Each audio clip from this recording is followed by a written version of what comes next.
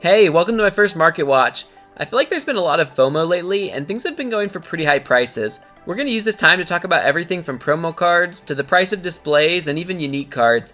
We'll be dabbling in commons, rares, and alt-arts too, so you don't want to miss it. For the last month, I've been in the market as both a seller and a buyer, and it's been pretty frustrating. Hopefully I can get you all caught up with what I found in this video. This is mostly geared at players to help you find what you need to play without paying more than the current market prices. Hopefully if you get what you want at a fair price, even if things go a little up or down, you won't be dissatisfied. But as for people trying to flip product, you could definitely learn something from this video, but I wouldn't take this as investment advice. Also, most altered sales have been done in euros. But in this video, I'm going to be using the dollar sign. Everything I'm doing though is giving ranges, so I feel like they'll be pretty interchangeable. For the ranges, low's going to be about the lowest price I've seen, or what I think you could realistically expect to see again if you're looking for a good deal in the future. And high's going to be about the highest price I've seen that I think still a realistic buy. There are some people I've seen who've made some pretty bad buys, which is one of the reasons I wanted to make this video to educate the community. For example, I feel like foil heroes should only go for around $1 each. They're super plentiful in the Kickstarter and it's pretty easy to get them once you have print on demand. But one person bought a set of 18 for over $100. So yeah, I'm not going to be including outliers like that in my ranges. First, we'll be looking at Kickstarter displays. There's been a lot of popularity around these, especially in Europe. I feel like they're definitely going for at least as high as like 240, 250 sometimes, but I personally wouldn't want to pay that much. I think you can find them for as low as around 180, especially in the US right now. If you go to your local game stores, a lot of them are going to have these on the shelves for a pretty low price. I was able to buy one at 180 just last weekend, and so yeah, I definitely encourage people to go and look for these, and if you can find them at the lower price, I'd definitely be picking them up right now. It'll probably only go up with time. Compared to the retail display, the MSRP is 140 or so, and so I think that the 180 is honestly pretty comparable. I'd say the Kickstarter is probably worth 1.5 times to 2 times as much as a retail display, depending on how much you care about the foils and the alt arts, but you're definitely getting your money's worth at 180. If you are seeing displays for the 240 price point and that's all you have to work with, I might consider getting the retail at that point. Gamers Guild has them for pre-order for $109 right now, which is I think a pretty good price. I'd definitely just get 2 of these over a Kickstarter if you start to see them being like double the price. But if things are pretty comparable, I would suggest buying locally just to help build the game in your community and encourage the stores to host events and things like that. Looking at the starter decks, I personally don't think these are too important. I feel like the prices can be anywhere from $16 on the high end to around $12 on the low end. That's about like 3 to 4 packs, but honestly, after you get about 2 of these, I don't think it's worth it anymore. I definitely get around 2 just so you can get the adventure tracks and get all the tokens and things you need. But afterwards, I feel like it's probably just better to be opening packs. For promos, the prices will vary widely depending on which wave you're looking at. For the first wave, these are definitely pretty scarce, and the Kojo even is an art that has been changed, so yeah, you won't be able to find those anymore. Puts it kind of in like misprint territory. I feel like these have been going for around $70 recently for the digital. I think that was like a pretty normal price, maybe like 60, 70 is like the high, but for the Kojo, they can definitely be as high as like 600 plus. If you, depending on the sale, these things have been going for quite a bit, but on the low end now, Gamers Guild started selling these for $50 each. They did all sell out though, so I think that kind of is another indicator that maybe these were slightly underpriced, but as they continue to put more promos on, I think that things will probably stabilize around this $50 point. So I'd start to look for them at this price. And for Kojo, the new ones that came out in the Kickstarter displays, they have the new art. So yeah, for the old one, if you want to get that, I feel like the least I've seen it go for on eBay is around 450. Maybe at the right time you could get it for something like that, but I think things are honestly going up at this point for the old Kojos. Looking at the second wave, I think this is the most abundant wave.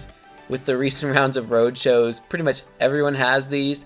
For a while they were going for around 50, but honestly at this point I think that it can be pretty hard to sell them for that price. A lot of times people are only offering around 20 for these now. I think that it's probably about like the worst time to be selling this new wave of promos because everyone who wanted them just got them, and I think that the prices probably won't go up until new players start getting into the game and are trying to pick these up. But yeah, it's not a great time to sell these right now. Probably a good time though if you want to buy one. Looking at the new wave of promos, there aren't very many of these right now. They're definitely like super rare, but for the organized play, we're going to be able to pick these up pretty easily. You can get about 1 per week from a pack.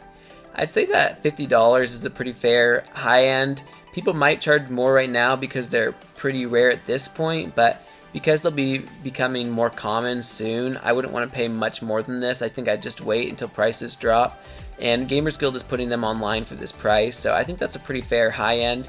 Honestly, the low end could maybe be around 40 if people are thinking that prices will go down. They might already be selling them for less. These prices might even drop more and get closer to the previous wave over time. As we get more, it's hard to say. In the US, there might not honestly be that much organized play. The game hasn't had a lot of advertising yet, and a lot of people don't know about it. So if your local shops aren't having events and you can't get the packs, maybe the prices will stay pretty high. It's a little hard to know right now. As for the commons, there are a ton of these. You get a little more than one per display of each. I think the low prices will be basically pennies, especially when the marketplace comes out, the worldwide one. It'll be easier than ever to sell your common cards, and so especially in the digital form, I think these are going to be worth pretty much nothing. Right now, the high price is around like 25 cents, 4 for $1. With shipping and things, you might have to pay a little more, but yeah, definitely don't let anyone take advantage of you on these prices. For the alt-arts or the good commons, I feel like they're definitely not worth that much more. There's just still so many of them that everyone can have a playset.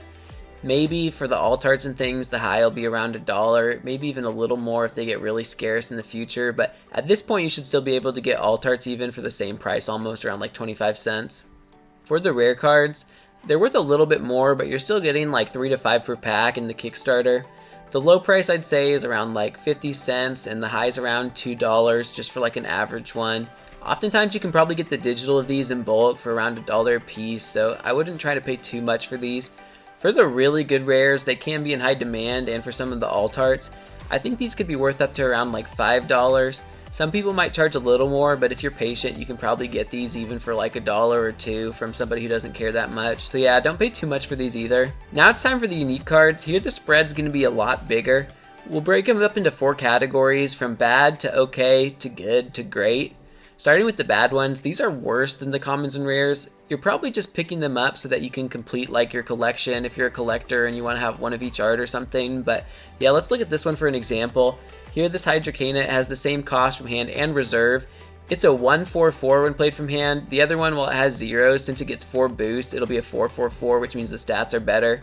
The normal Hydrocana has Eternal no matter what, but this unique here, it only has it if you control a landmark, so adding in an extra condition for no reason. Also, this one only gets 3 boost at noon, while this Hydrocana, the common, gets 4. So basically this Hydro unique is worse in every way than the common version. You can see there's like an extra support ability, but normally you're playing your Hydra to keep it on the field, so that's not going to come into play at all. I would not want to pay that much money for this. I'd only be picking it up just for the art. So for these type of cards, for these like really bad uniques that you're never playing, they're worse than commons and rares, I feel like the highest price is around $15. I think that's way too high, but for now, most people don't even really want to sell a card unless they can get around $15 for it, so it's kind of understandable. I think though with the marketplace in the future and like easier access to selling cards, that these are going to be worth way less. I feel like in the future, you'll be lucky to get like $5 for these, like maybe even just like $1 or $2. But yeah, for now, if you're trying to complete your collection fast, you might have to pay a little more because people are looking to get something out of their cards if they're selling them. But if you're more patient, these will be going down. Looking at okay uniques, I feel like these ones are different from the rares, but kind of like comparable in power level. This Parvati can give something anchored from hand and reserve like the rare does. It costs 1 more, but then you can give 2 things a boost.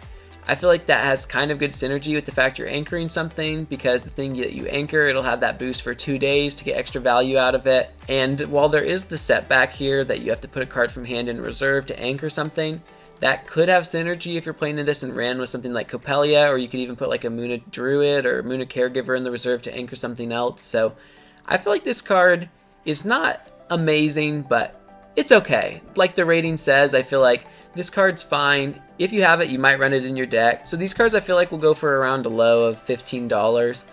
Like I was saying before, a lot of people don't really even want to sell a card unless they can get at least this much. So I feel like this is a pretty respectable min for these cards. But the high, I don't know. Some people might pay more for these because they're having a hard time valuing uniques, or they might think it's better than it is. But I personally wouldn't really want to pay more than $25 for these. I probably wouldn't even actually want to pay that much. I try and find something better than this for that price, but there will be some people, especially if it's like a kind of uncommon effect or something, that might pay more for around like 25 for this. I think this one has a bid in for right now for around $20 in one of the marketplaces that I saw. I think that's kind of understandable. Now for the good uniques, I feel like between the okay uniques and the good uniques, that's going to be most of the unique cards. A lot of them are just okay, and then a lot of them are like good, but only a couple of them are going to be amazing. But for this, yeah, like big section of good cards, I think the price range will be kind of wide. On the low end, you're probably looking at around $25. All of these cards are probably going to be a little better at least than a rare, and so if you own them, you'd probably want to play them, but maybe eventually you might switch them out when you find that like perfect replacement. Looking at this Copelia, if you compare it to the Muna Merchant, that's going to be a 2 from hand and a 3 from reserve with the same hand cost, but that only resupplies one time while this resupplies twice. So compared to Muna Merchant, this seems just like an upgrade in Trace. Also, if you consider the fact that you could put it into the reserve with something like Subhash or Trace, and then when it comes into play with this sleep like normal Copelia, you'll get a free resupply on top of that. This definitely seems like a good card that's probably better than a rare, and I think worthy of maybe a unique slot in a lot of decks. It is interesting though, you only need 3 uniques in each deck, and so there's going to be a lot of good cards, and I think that the high end's probably only going to be around $40 to $60 for these. Over time, we'll have a lot of unique cards available, and while this is good, this one actually it sold for $50 just as like a reference point. I think that's a pretty fair price, but me personally, I probably would have tried to get a similar card to this for around maybe like $30, maybe $40, but I don't think $50 is an unreasonable price, especially if this is like exactly what you're looking for. I feel like, yeah, these good unique cards they're going to be in this pretty big range of around $25 to $60. It might just depend by chance if there happens to be someone else trying to bid on it. If you're the only bidder, you'll get it for $25. Maybe if there's like 2 of you, you'll push each other up a little higher. But I think a lot of cards that are like around 1 mana to 2 mana better than a rare are probably going to fall in this bucket, and you shouldn't be paying that much more for these, or you could just wait until you find a similar card for a lower price. But what about the great cards, those amazing unique cards that seem way better than a rare? They bring your deck to the next level. I feel like these will take a little bit higher price. Maybe in the future there will be a lot of these and prices will start to go down since everyone only needs 3 per deck, but at least for now, if a card like this comes out, you can bet that a couple people will be bidding on it and you'll have to pay a little more. These cards, I feel like the minimum you're going to have to pay is around $60. I don't want to give a bunch of examples here. I don't really want to be responsible for leading anyone astray and telling you a card is really great and like worth buying and then have it turn out not to be super good, but you'll kind of have to figure these out for yourself. I feel like the things to look for are uniques with easy to trigger conditions or like recurring effects, things like whenever a card enters play, do this. Those cards I feel like can get a lot more value than the ones that just say when I enter play, do this, because now you can get the same effect like 3 times or something. Anything like that that compounds, that seems really good, or that you've seen like a lot of people looking for and making posts about. Maybe Altered Uniques 2 are really sought after effects for the top decks. I think these could easily have a floor of around $60. Some of them you'll be able to get for even like as low as $30 if you're lucky and you get in at the right time and the seller doesn't really know their worth. But if you're buying from an auction where a lot of people are going to be looking at the card and multiple people will be interested, you'll probably have to pay at least $60. And I think you could pay up to around $150. I've seen a couple cards go for this price point. Some of them I wouldn't have paid that much for, but at this point with the low supply of unique cards, as long as someone's willing to pay this price, it can go for this much. So it is something to think about. I'd probably still be trying to find these cards for around 100 or less. I think a lot of great cards that you'd be happy to play in your deck could sell for around 80 to 100 max. But overall, I think this is a pretty reasonable range for the best unique cards. There are some that have sold for 300 plus. There are rumors even of cards selling for around $1,000.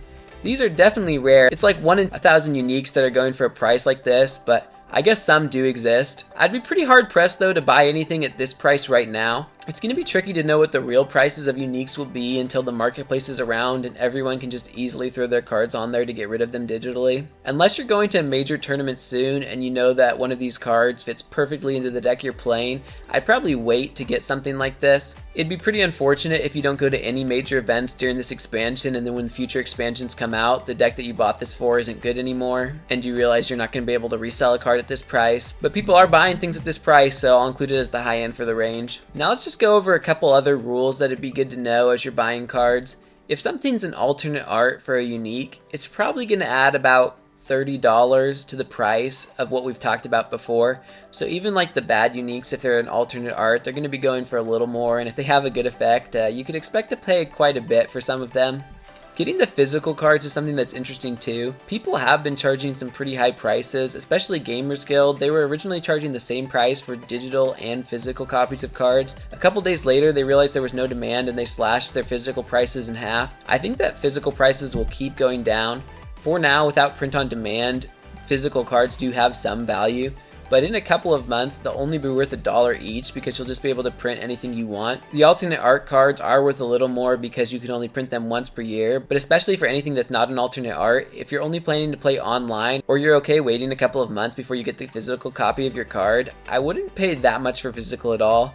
For commons and rares, printing them might be around the same as buying an actual copy, so maybe you'll pay around like $1 for them. But yeah, especially for uniques, I wouldn't pay too much for physical copies right now. But if you are going to a tournament soon and need the physical copy of a card, when you're buying it, I just consider the physical and digital prices together and think about that total number when you're thinking about the worth of the card. And one other thing to keep in mind for uniques, if they have an especially rare effect, they'll probably go for more money even if they're not necessarily stronger than other versions for the same name. There are certain effects you'll see over and over and over again on the same uniques, but every once in a while you'll see one and it'll be like the only time you've seen that on a card with that name. So even if it's not necessarily stronger, at that point, since it's pretty rare, you could have to pay more for one of those cards.